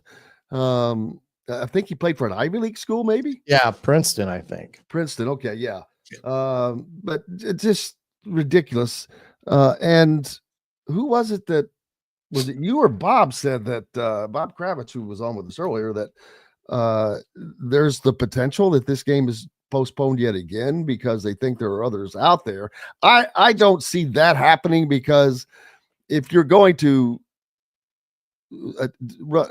conduct an attack, I don't think you're going to conduct one beforehand and draw all the attention. But gosh, dang it, people. What a shame. Yeah. But it's not like you can blame there's anyone to blame other than the whack jobs. And seriously, I mean, what are you going to do? I know that they do about everything that they can. I'm amazed when they find out about the stuff that they find out about beforehand already. So I'm shocked that more things don't slip by. I'll be honest with you, because if I'm planning something, just keep your mouth shut and do it, or otherwise that's how. But obviously, the government and the FBI and NSA and whoever else, you can say what you want, but they're out there trying to protect us. Yeah, unfortunately, like you said, there are things that get by. How they do and why they do, we all don't know. I know that these people sometimes look the brightest, but actually they're not. And unfortunately, sometimes our federal government agencies don't act on time or quick enough to thwart an attack like this. But I do think they've concluded that this guy was the only guy involved. And I do not see them postponing today's game for another day. I think they will play today at 4:00 as scheduled, or at least that's what I've heard to date this morning when I was watching some of the news channels. But it's just an unfortunate event. And yeah, you're right. I mean, the fact that it was at 3 a.m. as opposed to being close to the midnight hour or 1:00 in the morning, probably in some respects helped. Oh, absolutely. And it makes you wonder why. It's like, wow. Why 3 a.m.? Well, maybe because that's close to closing time. Yeah, maybe. I don't know. I'm not either normally, but there was a day. I'm not gonna lie. There was a day that I've been to New Orleans twice. I was there for the Sugar Bowl once. Yeah. And I was there for Mardi Gras the other time. And I promise you, I saw what happens at closing time one night. I remember very vividly how they clean the streets. They clean the streets every night. Yeah. Every night during Mardi Gras, once they do a sweep and the cops come down at whatever it's 3 a.m. or whatever time it is, they form a deal and they start just everybody out. And then behind them come the street cleaners, and buddy, they clean it up every day. So they're used to that. Evil mocks God at 3 a.m. Is that I don't think that one's in the Bible, but I'll take his word for it. Yeah, there you go. It was a sad event. And again, I think they're going to schedule it and keep it as is the day at 4:00. And hopefully that it will be a game that will be played well without incident and we can get on. Russell was asking, do you host Kings and Queens in the Blue Room? Sometimes. No, I can't let that out. I don't even know what the Blue Room is. I have no idea, other than I got the blue shadowing, I guess you could say. I think I need to get one. It looks like a black light. Blue light. It's just one of those RGB lights that you can light up your background and stuff. As I redo my room, I got to get my pictures back up because I took all those down and painted it and such. But yeah, just a little ambiance, I'm always questioning the studio background, but I like pictures. So, but I'm kind of like you. I like the memorabilia and things of that nature. But yeah, it's going to be an interesting game tonight. What's your take on the game? I think that Notre Dame, their defense is not stouter than Georgia, but they're quicker. Yeah. And their secondary is pretty good. Yeah. I wonder, I just don't know if Notre Dame can match up with the speed of Georgia that they do have. And depending on how well this backup quarterback plays, I know that there's a lot of people that thinks he's going to do just great, but there's an immense amount of pressure on the young man to be in his first true start in a game that has a boatload of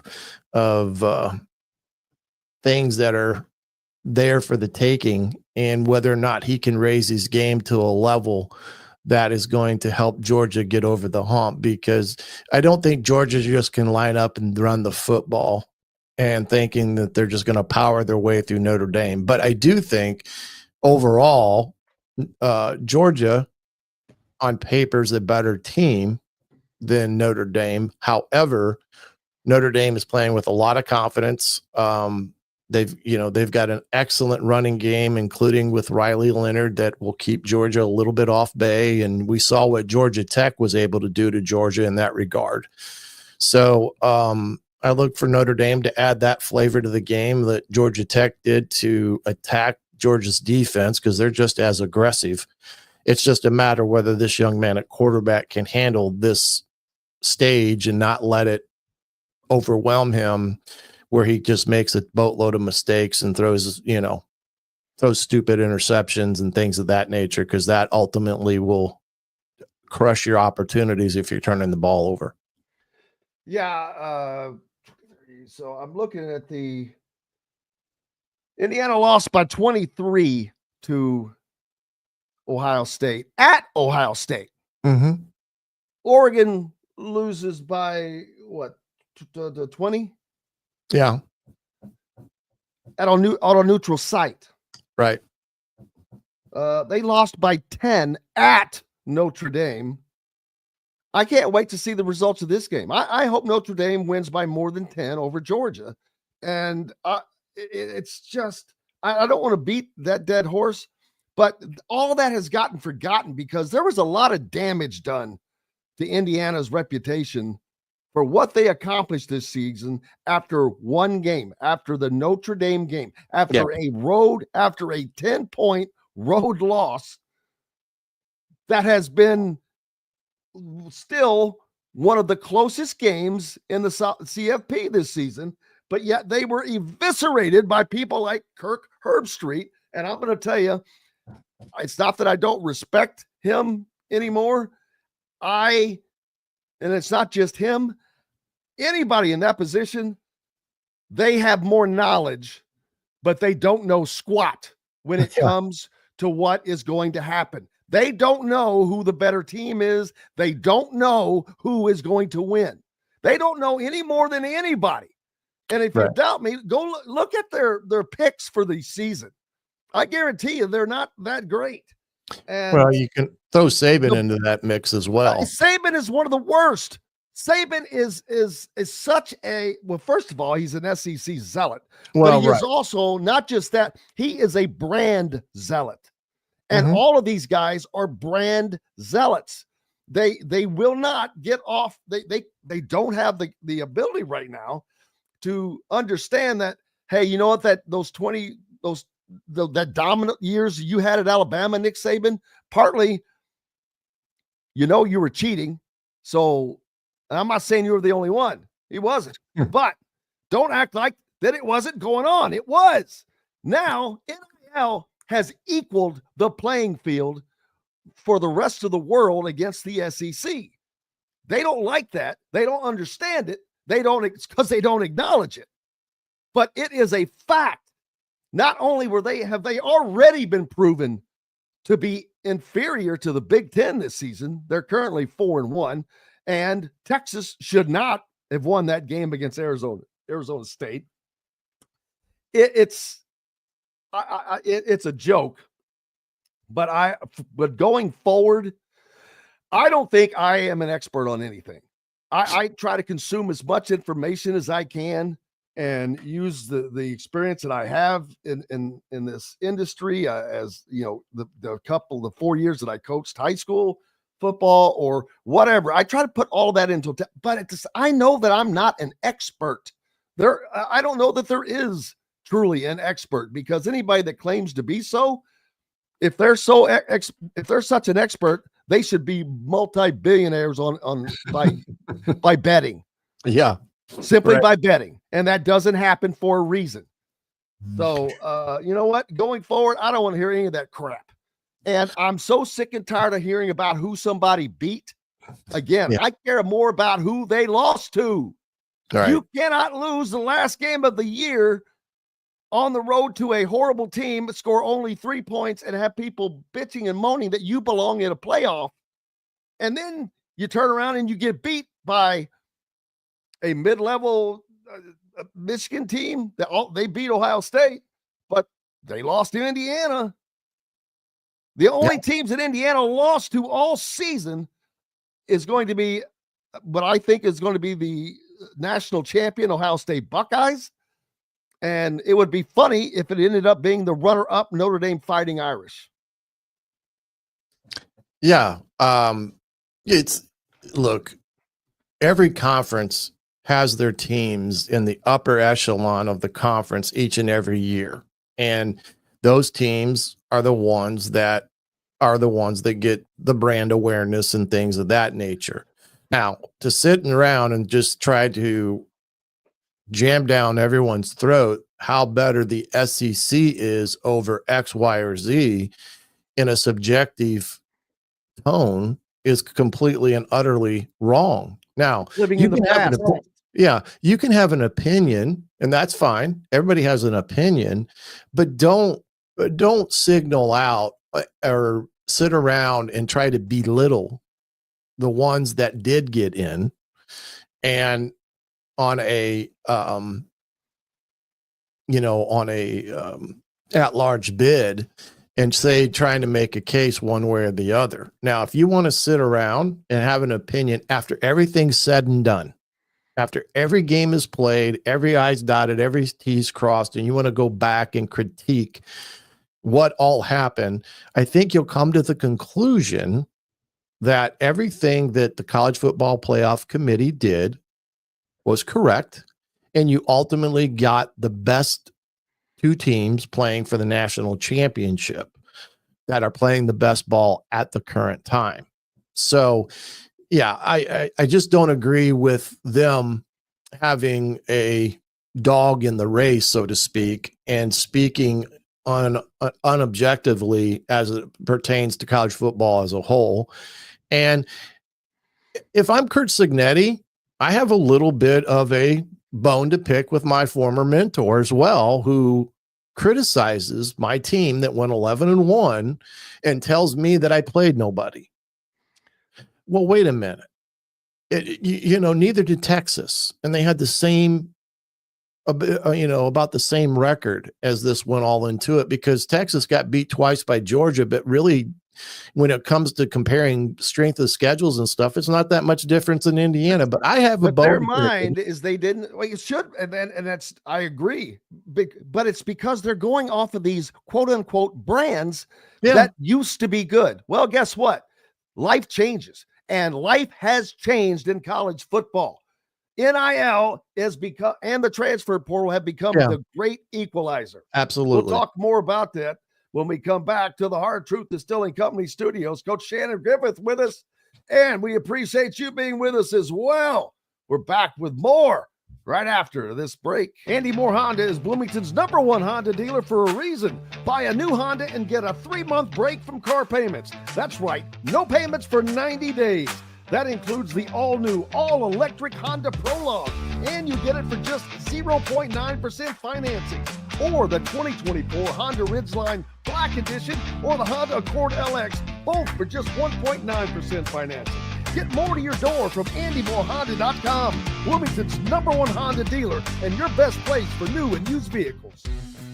When it comes to apparel and promotions, Freethink has you covered, literally, whether it's 24 or 200 shirts for sports leagues, businesses, or groups. Freethink Apparel and Promotions can also create your very own merchandising store. Freethink Apparel and Promotions did it for Indiana Sports Beat Radio, and they can do it for you. Whether it's screen printing, embroidery, digital printing, promotional products, vehicle wraps, or anything else under the promotional line. See what Freethink Apparel and Promotions can do for you at freethinkapparel.com.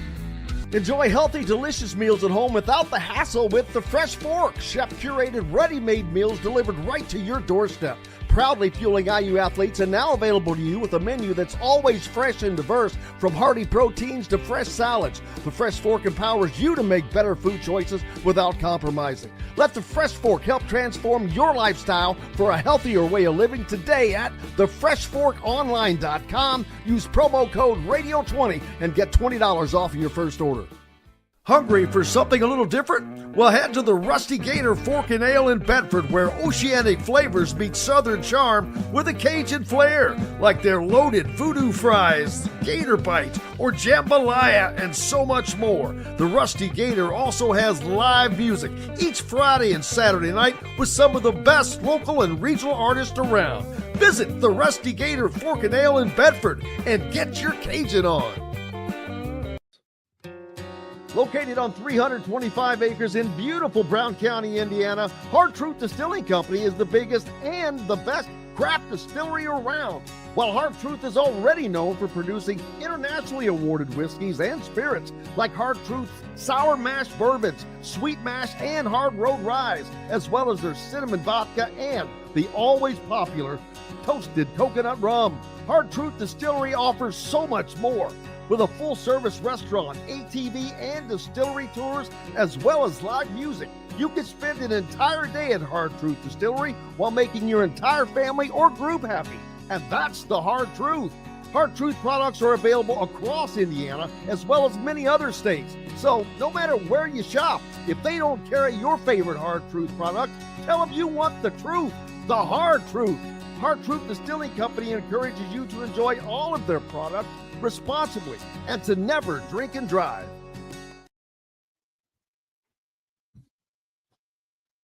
Welcome back, Indiana Sports Beat Radio, here on this Thursday. It's the second day of January, but our first day of the new year. Coach Shannon Griffith with us on the other side.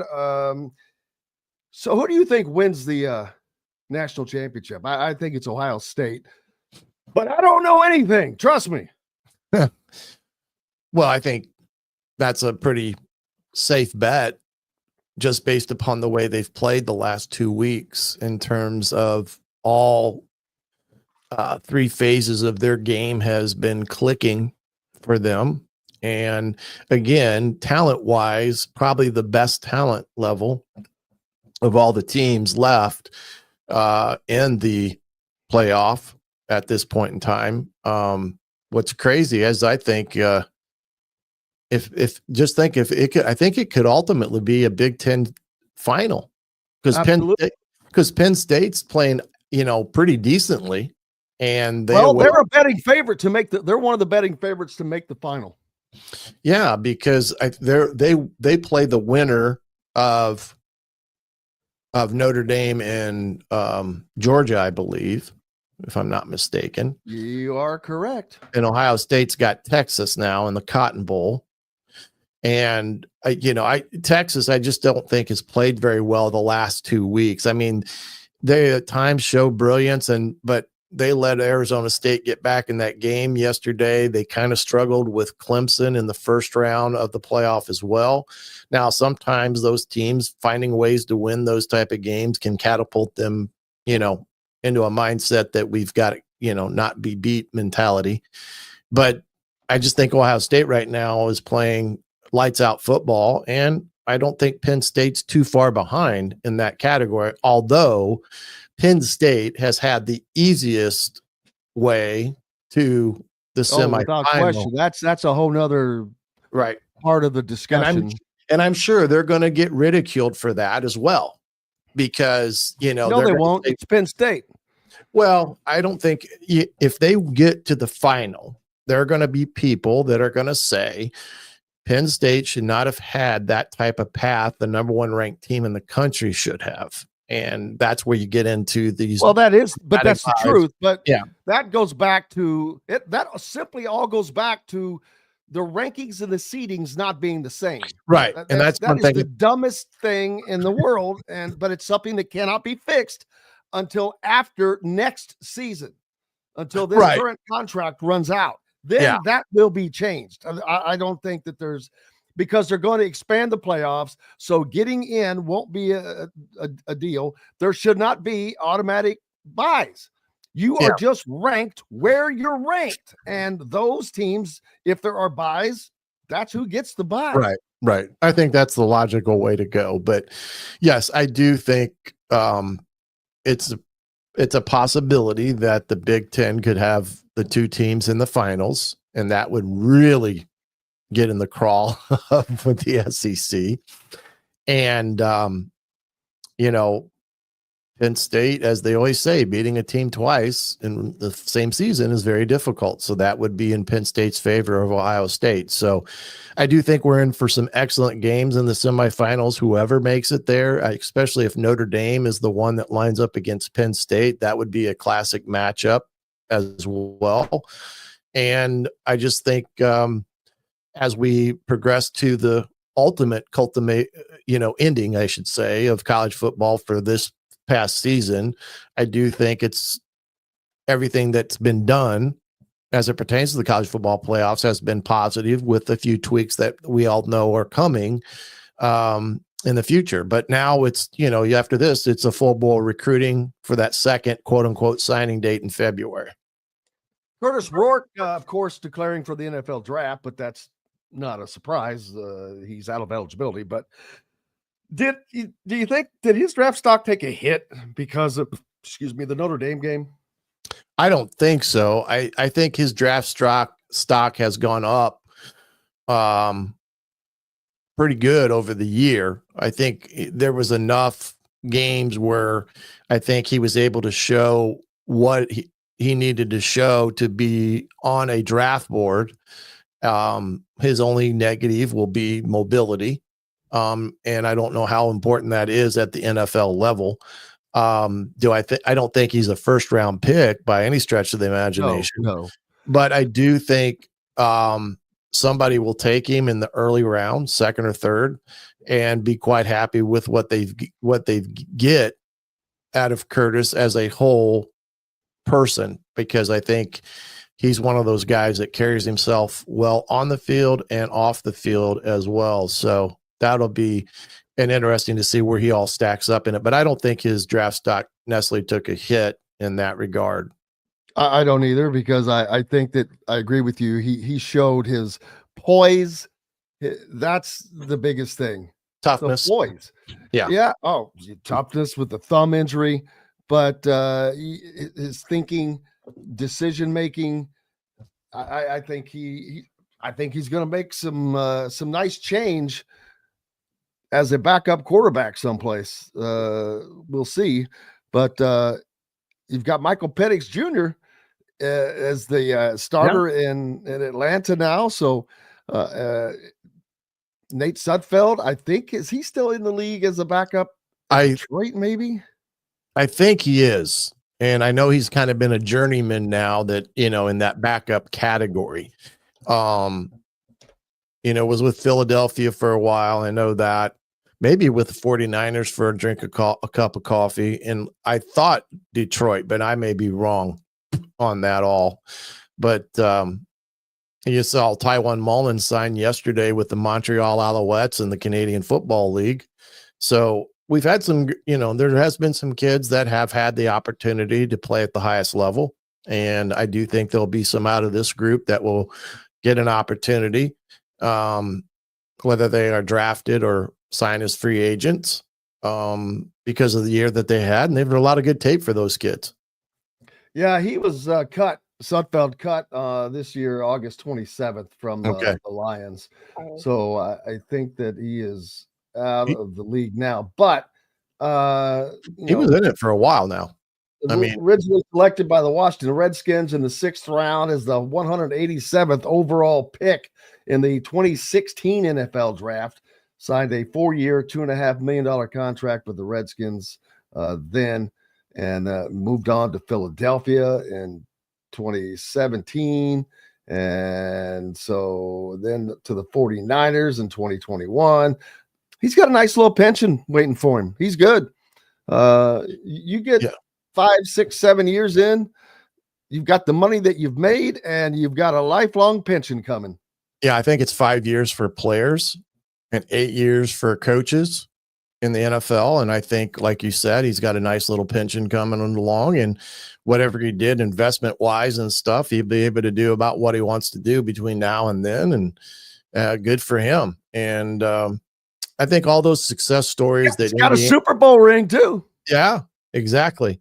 And those are the type of things success wise will ultimately open the doors in the recruiting world as well. Expect, depending on who makes it from IU and some of those kids that came from JMU. But I do think that, this year's season and Coach Cignetti overall has opened some doors in the recruiting world. And you're seeing that in the portal world as well, by the success that Indiana has, that there are kids that have an interest in checking it out. And that's all you can ask for. Speak of checking it out, appreciate it. Big thanks to Coach Shannon Griffith. Appreciate you, my friend. I appreciate you. Thanks to Chris Denari. Big thanks to Bob Kravitz and Coach Shannon Griffith. Most importantly, thanks to each and every one of you for joining us today. We're back tomorrow to do it again. Indiana plays Rutgers tonight. We'll see how that works out. Until then, I'm Jim Coyle. I will see you on the radio. Thanks for listening to Indiana Sports Beat Radio. Be sure to subscribe to our YouTube page for more clips and team coverage of Indiana basketball, football, and more. You can also find full episodes and tons of other content on thehoosier.com.